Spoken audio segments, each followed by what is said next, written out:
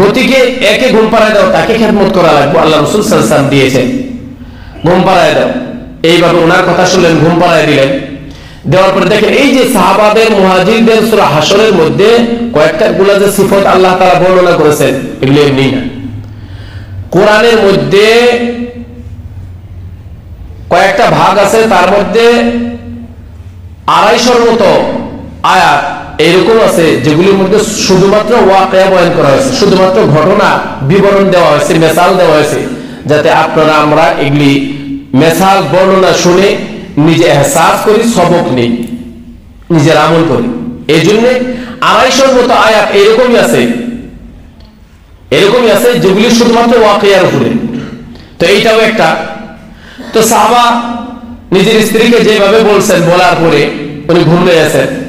নেওয়ার পরে ওনাদের একটা আদর্শ ছিল, একটা অভ্যাস ছিল যে মেহমান আসার সাথে সাথে মেহমানদের সাথে খানা খাওয়া লাগে, বসা লাগে।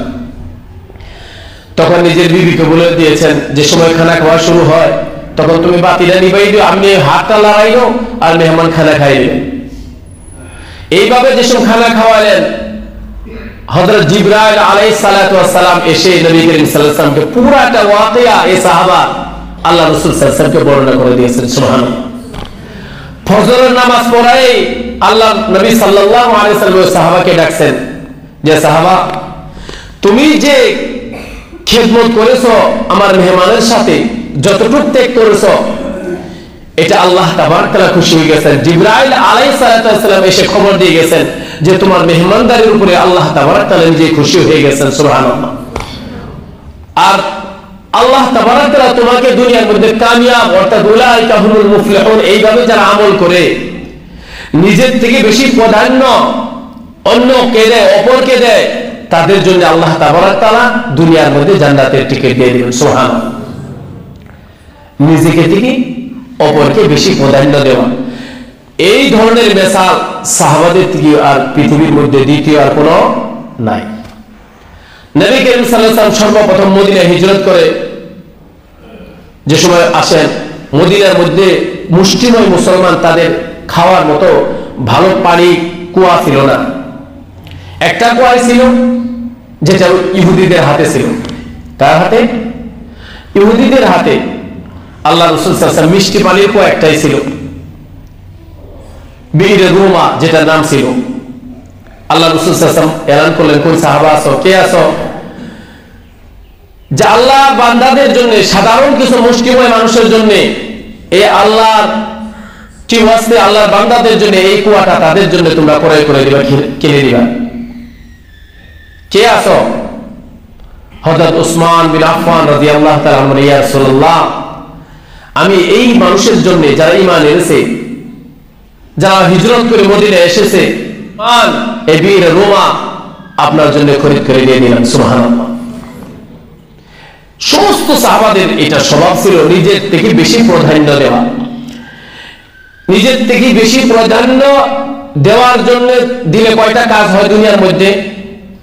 আপনি যদি সমাজের মধ্যে অপরকে, সমাজের ছোটখাটো মানুষকে, ঠেলাওয়ালা, রিক্সাওয়ালা, কাম কাজ করেওয়ালা, দোকানি, অমুক তমুক, তাদেরকে যদি আপনি বড় লোক বেশি তাদেরকে যদি প্রাধান্য দেন, এক নম্বর হলো আপনার সম্মান বাড়াই দিবে কে? আল্লাহ। তারা আপনাকে সম্মান করবে, আল্লাহ তাবারক তাআলা আপনার ইজ্জত, আপনার সম্মান বাড়াই দিবে আপনি যদি নিজের থেকে বেশি অপরকে প্রাধান্য দেন। দ্বিতীয় হলো আল্লাহ তাবারক তাআলা আপনার উপরে খুশি হবে। তৃতীয় হলো সাহাবাদের সিফত আপনার ভিতরে আসলো। তারপরে এই দুনিয়ার বুকে আপনাকে আল্লাহ তাবারক তাআলা আরো সম্মান বাড়াই দিবে। এই জন্য সাহাবারা সবথেকে বেশি পৃথিবীর মধ্যে যত নবী আছেন সমস্ত নবীর থেকে বেশি আপনার আমার পয়গম্বর জনাবে মুহাম্মদুর রাসূলুল্লাহ সাল্লাল্লাহু আলাইহি ওয়াসাল্লাম নিজের থেকে অপরকে বেশি প্রাধান্য দিয়েছেন, যার জন্য শ্রেষ্ঠ নবী আল্লাহ তাবারক তাআলা, শ্রেষ্ঠ সম্মান আল্লাহ তাবারক তাআলা আপনার আমার নবীকে দিয়েছেন। সুবহানাল্লাহ। বেশি প্রাধান্য সবথেকে দিয়েছেন আপনার আমার নবী। আর ওই সাহাবারা ওই সিফত ইখতিয়ার করেছেন, নিজের থেকে বেশি প্রাধান্য দিয়েছেন, যার জন্য সাহাবাদের মর্যাদা আল্লাহ তাবারক তাআলা বাড়াই দিয়েছেন দুনিয়ার মধ্যেও আখিরাতের মধ্যেও। আল্লাহ তাআলা বলেছেন রাদিয়াল্লাহু আনহু ওয়া রাদওয়ান, সমস্ত সাহাবাদের উপরে আমি আল্লাহ খুশি হয়েছি, তোমরাও তাদের উপরে খুশি হও। কোন একজন মানুষ যদি সাহাবার উপরে নারাজ থাকে, কোন একজন সাহাবার উপরে কথা বলে তার ঈমান থাকবে না। হুব্বুল আনসার হুব্বুল্লাহ, যারা আনসারদেরকে মহব্বত করে তারা আল্লাহকে মহব্বত করে। যারা আনসারদের সাথে মুহাজিরদের সাথে দুশমনি করে তারা আল্লাহ আল্লাহ রাসূলের সাথে দুশমনি করে। এই জন্য আল্লাহ তাবারক তাআলা এই মুহাজির এবং আনসারদের সিফত কোরআনে কারীমের মধ্যে এই জন্য বর্ণনা করেছেন, তারা নিজেদের থেকে অপরদের প্রাধান্য বেশি দিয়েছে। আর আমাদের মধ্যে যদি এই সিফত আমরা আনি, এই সিফত যদি আমরা আনি, তাহলে নিশ্চিতভাবে আপনার আমার সম্মান ইজ্জত আল্লাহ তাবারক তাআলা বৃদ্ধি করে দিবেন, বেশি করে দিবেন।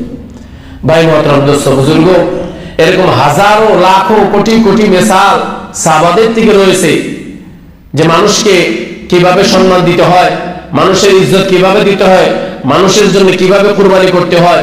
এভাবে ভ্রাতৃত্ব মুহাজির এবং আনসারদের যেটা ভ্রাতৃত্ব ছিল, এই ভ্রাতৃত্ব যদি আমাদের মধ্যে আসে তাহলে নিশ্চিতভাবে আমাদের সমাজ, আমাদের বাড়ি, আমাদের এলাকা সবকিছুই কি হবে, সংস্কার হবে, সব কিছুর মধ্যে উন্নতি হবে। আমরা কিন্তু তাদের ইতিহাস পড়া লাগবে, সাহাবাদের ইতিহাস পড়া লাগবে। আমরা পড়ি আবু বকর সিদ্দিক রাদিয়াল্লাহু তাআলার ইতিহাস পড়ি, ওমর ফারুক রাদিয়াল্লাহু তাআলার ইতিহাস পড়ি, হযরত আলী রাদিয়াল্লাহু তাআলার ইতিহাস পড়ি। নিশ্চিতভাবে যদি পড়ি, ওয়াকিয়া যদি আমরা শুনি, জানি, এইভাবে যদি আমরা আমল করি, নিশ্চিতভাবে আল্লাহ তাবারক তাআলা সমাজের মধ্যে একটা মিলাদপ্রীতি, একটা ইত্তেফাক, ইত্তেহাদ, মুহাব্বত, ছোট বড় মানাগুলো সবকিছু আসবো যদি সাহাবাদের সিফত আমাদের ভিতরে আসে।